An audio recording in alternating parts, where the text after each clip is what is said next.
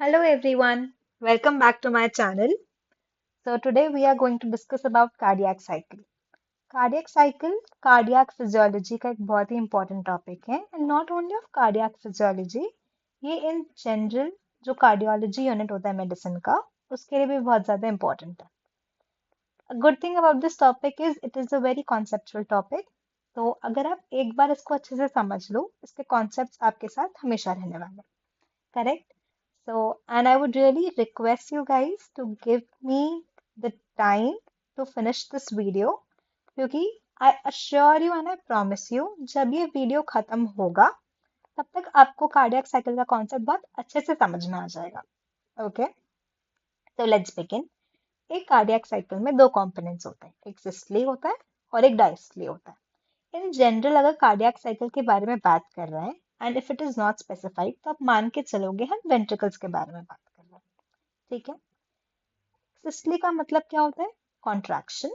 And diastole का मतलब क्या होता है? रिलैक्सेशन. ठीक है. एक सिस्टली और एक डायस्टली ये दोनों मिला के 0.8 सेकेंड्स में कंप्लीट हो जाते हैं. That's why we say that in one cardiac cycle it takes about 0.8 seconds. Now there is a rule. Blood always flows from high pressure to low pressure, unlike any other thing. Suppose ये आपका left atrium है, ये आपका left ventricle है. इन दोनों के बीच में कौन सा वाल्व है? इन दोनों के बीच में हमारा माइट्रल वाल्व. ठीक है. लेफ्ट एट्रियम से ब्लड लेफ्ट वेंट्रिकल के पास कब जाएगा? जब लेफ्ट एट्रियम में हाई प्रेशर होगा और लेफ्ट वेंट्रिकल में लो प्रेशर होगा. क्यों? क्योंकि blood moves from high pressure to low pressure. जाएगा कैसे? ये वाल्व खुल जाएगा. राइट. ठीक है. बिकॉज एट्रियम में इतना हाई प्रेशर है, वो क्या करेगा? वो ट्राइकस्पिड वो माइट्रल वाल्व को बोलेगा कि माइट्रल वाल्व आप खुल जाओ और वहां से ब्लड जाएगा वेंट्रिकल में. ओके. सो दिस कॉन्सेप्ट पूरा वीडियो रहने वाला है. अब कार्डियक साइकिल 7 स्टेजेस में होता है. So these are the 7 stages. हम लोग हर एक स्टेज को, हर एक फेज को डिटेल में डिस्क्राइब करेंगे. आपको क्या याद रखना है हर एक फेज के बारे में कि उस फेज में एट्रियम में क्या हो रहा है. एट्रियम क्या है? हमारा इनलेट चेम्बर जहाँ पे ब्लड आता है. फिर वेंट्रिकल में क्या हो रहा है? वेंट्रिकल क्या है? हमारा पंपिंग चेम्बर जहाँ पे ब्लड पंप होता है. एंड आउटलेट, आउटलेट क्या है? हमारा एओर्टा या फिर पल्मोनरी आर्टरी. राइट. तो इसमें क्या हो रहा है? जहां से आउट जा रहा है ब्लड. करेक्ट. ठीक है. तो every phase we learn about this. चलो, इससे पहले we discuss each stage in detail. I like to tell you something. जैसे देखो, राइट एट्रियम होता है, लेफ्ट एट्रियम होता है, राइट वेंट्रिकल होता है, लेफ्ट वेंट्रिकल होता है. राइट एट्रियम से राइट वेंट्रिकल में ब्लड कैसे जाता है? ट्राइकस्पिड वाल्व, और यहाँ पे माइट्रल वाल्व होता है. राइट वेंट्रिकल से ब्लड कहाँ जाता है? Pulmonary artery. वो ब्लड को कहाँ लेके जाता है? लंग्स. लंग्स से कहाँ जाता है? Left atrium. कैसे आता है? Pulmonary vein. लेफ्ट एट्रियम से माइट्रल वाल्व के through left ventricle, and left ventricle से एओर्टा से पंप आउट हो जाता है. I hope you are all are clear with this concept. Okay. अब चलते हैं आगे. आगे क्या होता है? सबसे पहले एट्रियल सिस्टली का बात करते हैं. सिस्टली मतलब क्या होता है? कॉन्ट्रैक्शन. Well and good. अब एट्रियल सिस्टली कॉन्सेप्ट याद है हमें? हाई प्रेशर से लो प्रेशर. ठीक है. अब एट्रियल सिस्टली में क्या होता है? कॉन्ट्रैक्ट करेगा. अगर एट्रियम कॉन्ट्रैक्ट करेगा तो उसमें प्रेशर बढ़ेगा. प्रेशर बढ़ गया. ठीक है.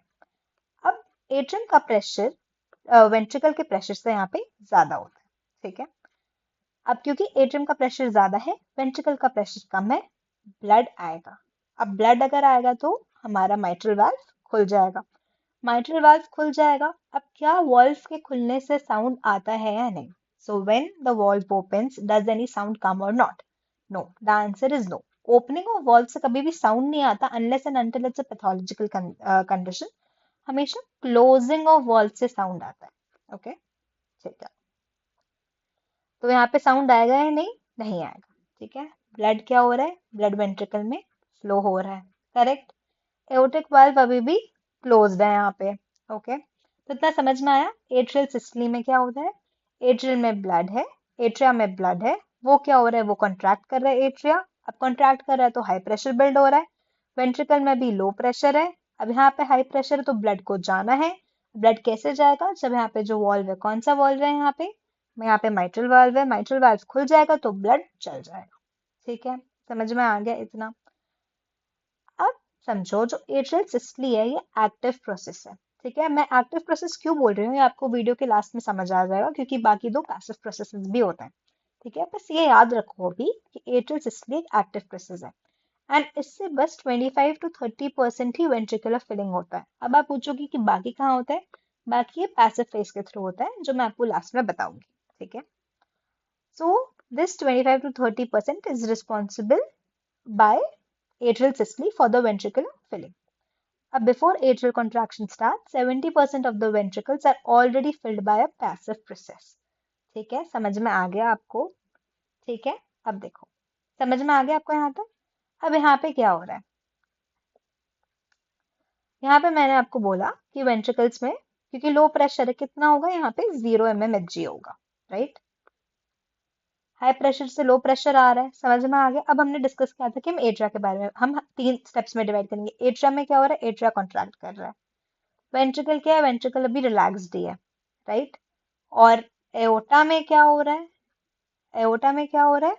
एओटा में भी अभी क्या हो रहा है? धीरे धीरे ब्लड पंप ही हो रहा होगा, क्योंकि एओटा में हमेशा ब्लड पंप होता है, राइट? समझ आ गया? अब क्या होगा अगर पेशेंट का डैमेज एट्रिया होगा? अब एक क्वेश्चन है, ठीक है, देखो, अगर किसी पेशेंट का उसका एट्रिया डैमेज हो गया, ठीक है, तो क्या उससे प्रॉब्लम होगा? देखो, प्रॉब्लम नहीं होगा। क्यों? क्योंकि बाकी तो पैसिव प्रोसेस से फिल हो जाता है। मैंने आपको बोला था एट्रियल सिस्टली में क्या है, ये एक्टिव प्रोसेस है, तो इसमें 25 to 30% ऑफ वेंट्रिकुलर फिलिंग होती है। तो अगर किसी पर्सन को एट्रियल फिब्रिलेशन वगैरह है या डैमेज एट्रिया है, तो उससे प्रॉब्लम नहीं आएगा। क्यों? क्योंकि वेंट्रिकल्स तो पैसिवली फिल हो जा रहे हैं ना, बस वो 25 to 30% ब्लड नहीं आ रहा है, विच इज ओके। पर अगर ये पर्सन एक्सर्ट करता है अपने आप को बहुत जगह, तब उसको प्रॉब्लम आ सकता है। फर्स्ट फेज समझ में आ गया, एट्रियल सिस्टली। अब let's move to next phase. Next phase में क्या है?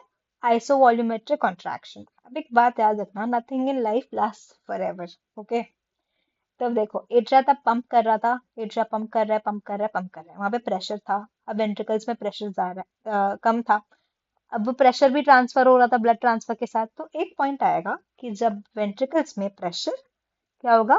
बढ़ जाएगा एट्रिया से। जैसे ही वेंट्रिकल में प्रेशर बढ़ेगा, एट्रियम में प्रेशर कम हो है, क्योंकि वेंट्रिकल में बढ़ गया, माइट्रल वाल्व क्लोज हो जाएगा। क्यों? क्योंकि ब्लड हाई प्रेशर से लो प्रेशर जाता है एंड बैक तो ब्लड जाएगा नहीं। समझ गए? अब माइट्रल वाल्व बंद हो गया, तो मैंने क्या बोला था? बंद होने से आवाज आएगा। तो यहाँ पे कौन सा आवाज आता है? S1। समझ गए? क्यों बंद हुआ माइट्रल वाल्व? क्योंकि वेंट्रिकल का प्रेशर ज्यादा हो गया।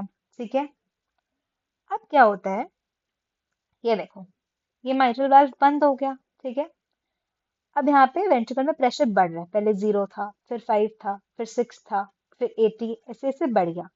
ठीक है, पर इतना नहीं बढ़ा कि वो इसको खोल सके। ये कौन सा है? एयोटिक वाल्व है। एयोटिक वाल्व को खोलने के लिए हमें 80 से ज्यादा चाहिए। ठीक है, यहाँ पे 80 पहुंच गया, पर उससे ज्यादा नहीं पहुंचा। ठीक है, समझ में आया? तो यहाँ पे ये 80।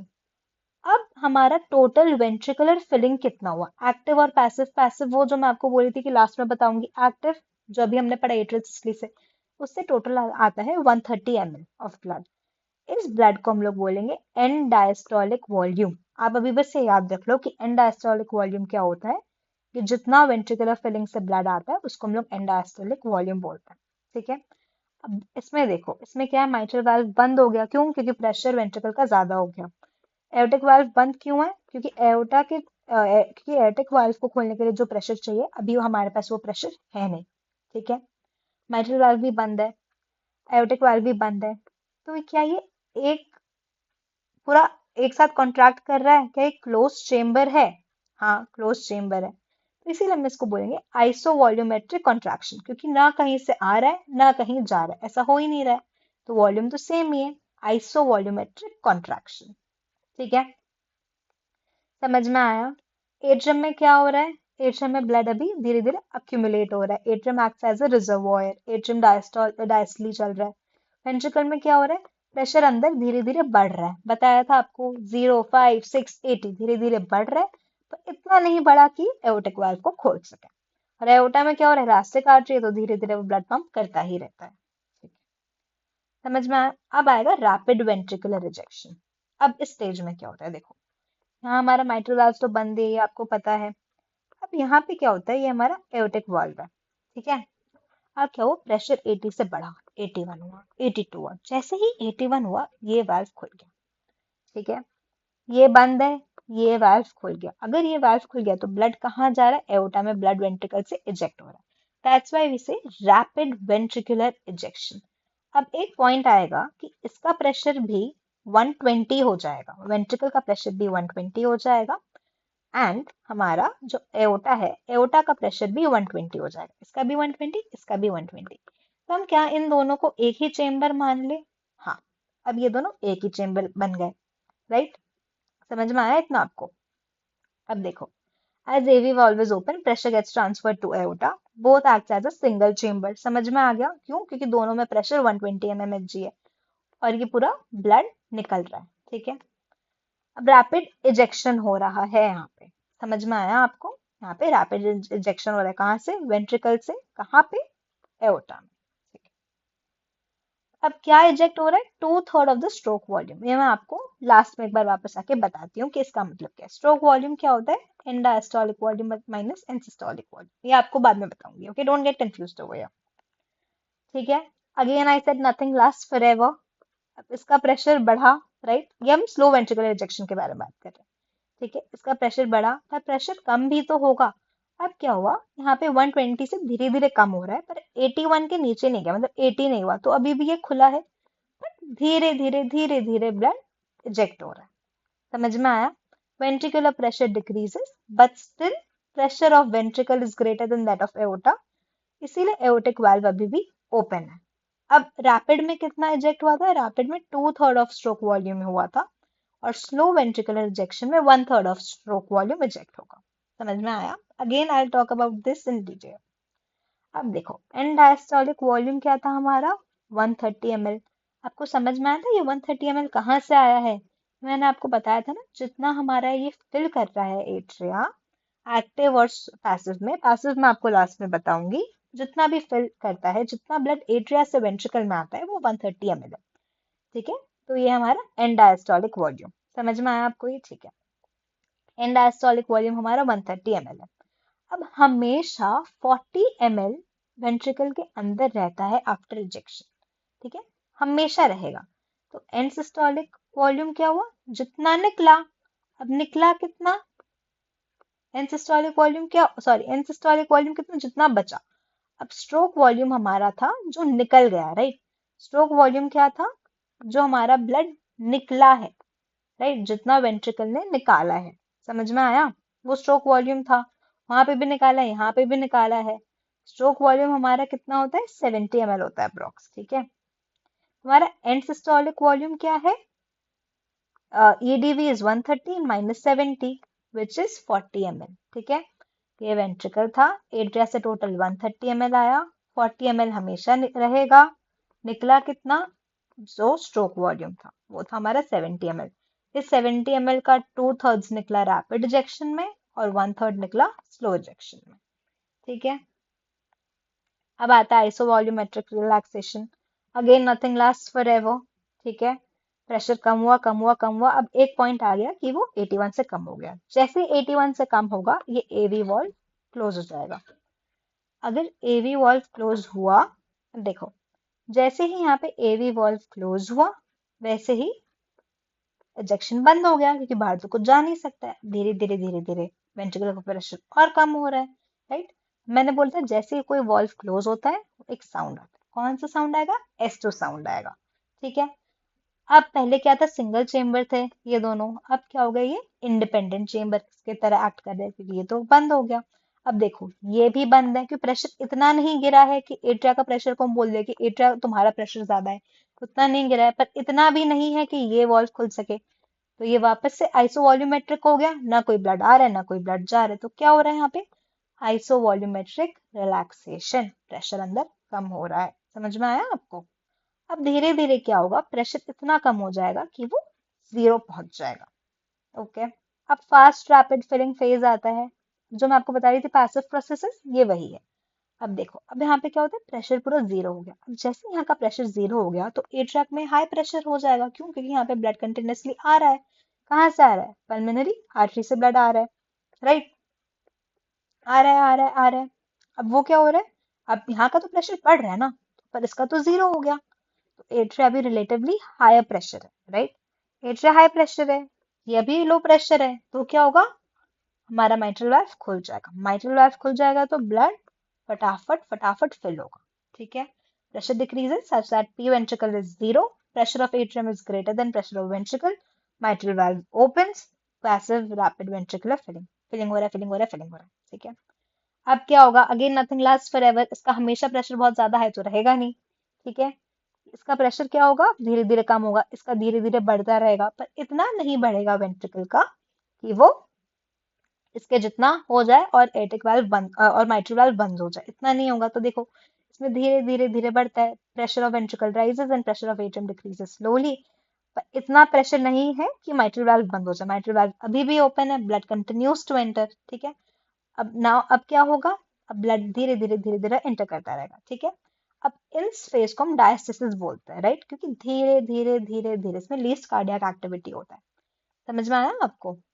अब क्या होगा, अब जो बाकी ब्लड बचेगा वो कैसे आएगा, वो एट्रियल सिस्टली, वो क्या था, 20 to 30% जो ब्लड बच जाता है, जो पैसिव फिलिंग के थ्रू नहीं जा पाता है, उसको हम लोग बोलते हैं एट्रियल सिस्टली। तो आपको समझ में आया, तो कितना होगा टोटल, क्योंकि इस मोमेंट में क्या है, एट्रिया तो भी रिलैक्स कर रहा है ना, इस फेज में, फास्ट रैपिड फिलिंग फेज में, स्लो फिलिंग फेज में, और हमारा एट्रियल सिस्टली में कॉन्ट्रैक्ट कर रहा है, राइट।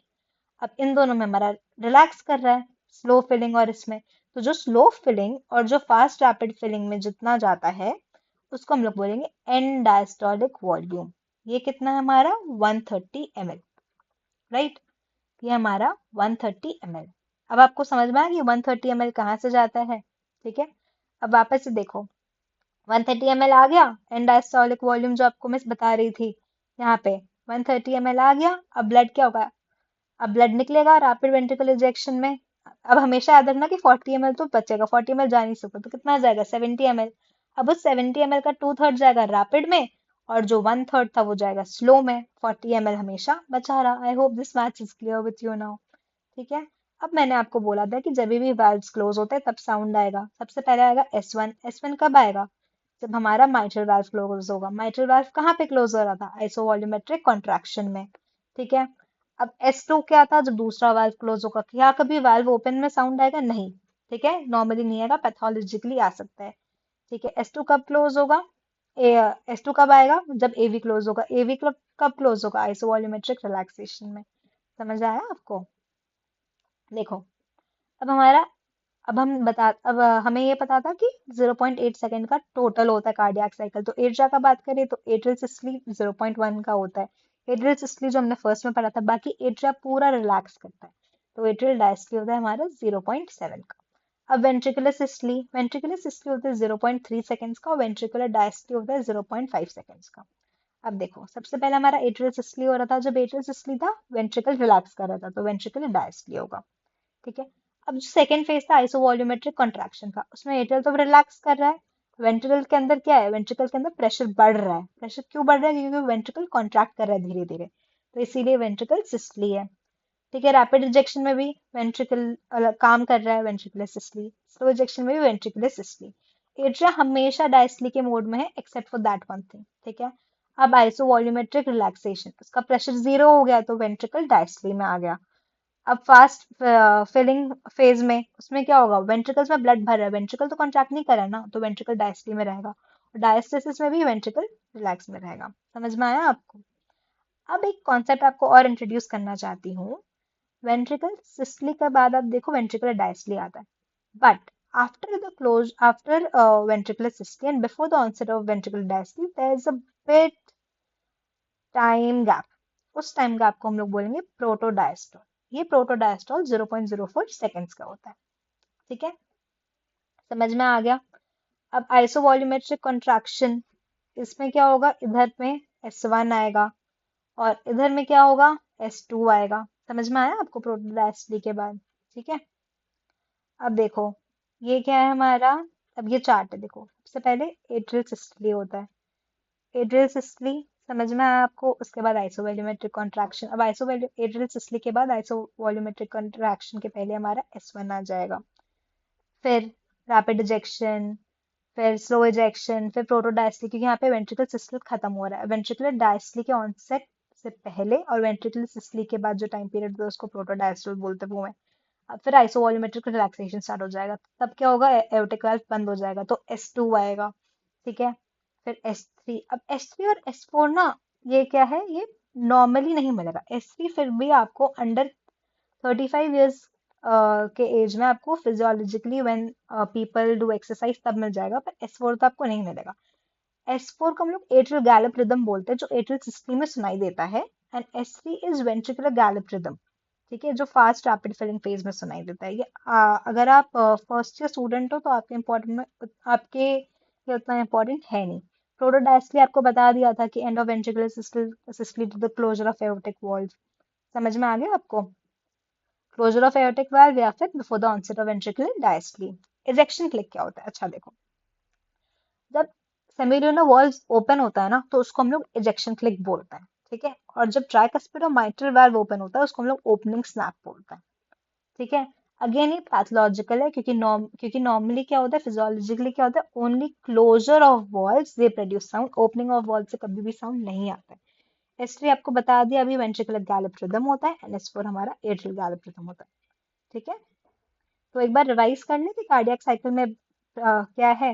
हाई प्रेशर से लो प्रेशर होगा, सबसे पहले एट्रियल सिस्टली होगा, एट्रियम कॉन्ट्रैक्ट करेगा, जो बाकी 20 to 30% ब्लड होगा एट्रियम में वो आएगा left ventricle.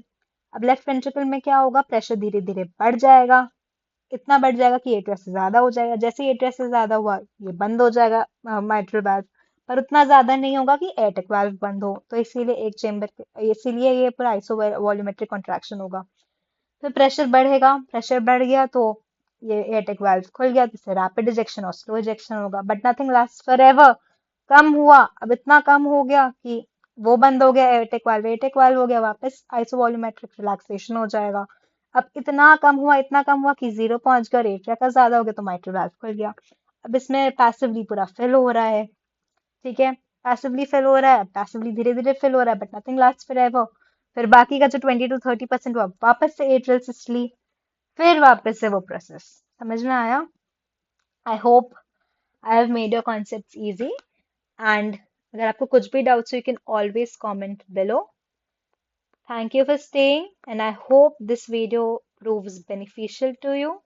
Thank you so much. I hope you guys have a great year ahead. And if you like my content, please do subscribe. It would be of a great help. Thank you so much. Have a good day ahead.